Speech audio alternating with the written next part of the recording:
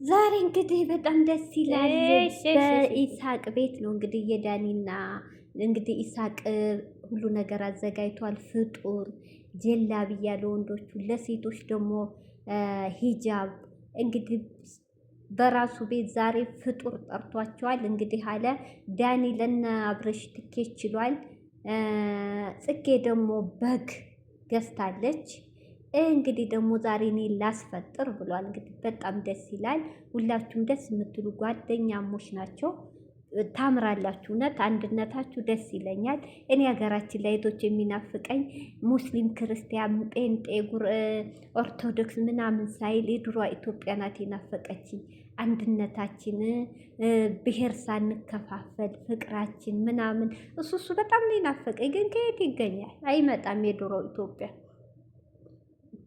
እና በጣም ደስ ይላል። እውነት በጣም ደስ ይላል። እንግዲህ እንደዚህ አድርጎ ኢሳቅ ፏ ብሎ እየጠበቃቸው ነው። ሰላም አለይኩም ወራህመቱላሂ ወበረካቱ። ውዶቼ፣ ማሮቼ፣ ፍቅሮቼ፣ የሀገሮቼ ልጆች በያላችሁበት ሰላማችሁ ብዝዝት ይበል። እንግዲህ ቪዲዮውን ስጀምሩ ላይክ፣ ሼር፣ ሰብስክራይብ። እውነት እየታየልኝ አይደለም። ኧረ ተው ተው። ለሸር የደረሳችሁ ሸር ኮፒ ሊንክ አድርጉልኝ። እውነት በቅንነት ቅንነት ለራስ ነው፣ አይከፈልበትም። እውነት አይከፈልበትም። ኧረ ተው ተው። ዩቲዩብ ብዬ ከጀመርኩ እኮ 4 ዓመት ይንፏቀቃለሁ። ምንም ጠብ የሚል ነገር የለም። ኧረ ተውቶች ሸር ሸር አድርጉልኝ። ሌላ ምንም አላችሁ አይከፈልበት፣ ጉልበት አይጠይቅ። ተው ተው ተው ተው፣ እንተዛዘባለን። ተው። ወደ ገደለው ስገባ እንግዲህ ዛሬ ኢሳቅ በቤቱ ፍጡር በራስ ያለ ሴት የለም በራሱ አዘጋጅቶ እንዳቅሙ ሾርባውንም ብስኩቱንም አሲሩንም ቴምሩንም እውነት ደስ ይላል። ሴት ያለው ነው የሚመስለው። በጣም ራሱ በራሱ አስቦ አስባችሁታ። ወንድ ልጅ ራሱ ሲያስፈጥር ሴት እንኳ ብትሆን ቤቱ ሴት ቢኖር ችግር፣ ወንድ ልጅ ራሱ ሲያስፈጥር ራሱ ማሰቡ ምን አይነት ጥሩ ልጅ ነው። የጓደኛ ጥግ ነው ያስያዘው። በዛ ላይ ደግሞ ለሴቶቹ ሂጃብ፣ ለወንዶቹ ጀላብያ አንድ አይነት አልብሶ ፏ ብሎ ቤት ያፈራው እንዳቅሙ እንደ ሙያው አዘጋጅቶ በቤቱ ጠርቷቸዋል። እኔ በጣም ነው ደስ ያለኝ። ደስ ሲሉ ጓደኝነት ማለት እንደዚህ ነው። በቃ እንደዚህ ኢትዮጵያ የሚያስፈልጋት ፍቅር፣ አንድነት። የምን ብሔር ተከትሎና ሄድም፣ የምን ዘር፣ የምን ያኔ መጨካከል፣ የምን ጥላቻ ውስጣችን እህቶች፣ የምን ሸር እንዴ! ነገ እኮ ትተናት የምንሄድ ምድር ናት። ለዚች የድሮ ኢትዮጵያ ናት በቃ የሚያስፈልገን። የድሮ ኢትዮጵያ፣ የድሮ አንድነታችን። ኑ ቡና ጠጡ ኑ የሚባለው፣ ኑ ምሳ ብሉ፣ ኑ ቁርስ። አሁን የለም እሱ ነገር። ግን እንደው እሷ የድሮ ኢትዮጵያ ትንጣልን ነው የምለው። እና ይሳቅ ዛሬ በቤቱ እንግዲህ ሙሽሮቹንም ጋብዟል። ያው ሙሽሮቹ ማለት እንግዲህ ሩታና አብርሽ በረራቸውም ያው ደርሷል። ያው እንግዲህ ማን እንደሚሄድ ያው ቪዲዮ ከሄዱ በኋላ ነው የምናውቀው። የቡታጅራ ልጆች ዩቲዩበሮች ማን ሂድ ማን ይቅር እስካሁን ግልጽ አልሆነም።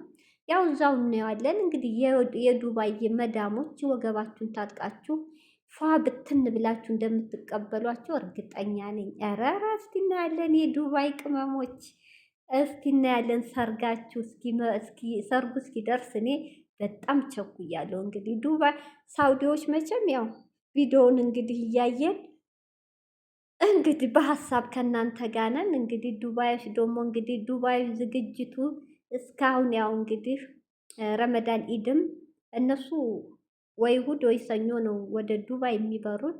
ኢዱም እንደዛ ነው፣ ወይ እሑድ ወይ ሰኞ ነው።